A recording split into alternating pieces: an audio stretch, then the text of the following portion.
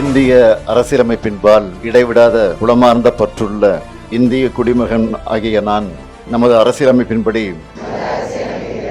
தீண்டாமை ஒழிக்கப்பட்டு விட்டது என்பதை அறிவேன். தீண்டாமையை அடிப்படையாக கொண்டு எவர் மீதும் தெரிந்தோ தெரியாமலோ சமூக வேற்றுமையை மனம், வாக்கு, செயல் என்ற எந்த வகையிலும் கடைபிடிக்க மாட்டேன் என்று இதனால் உளமாற உறுதியளிக்கிறேன்.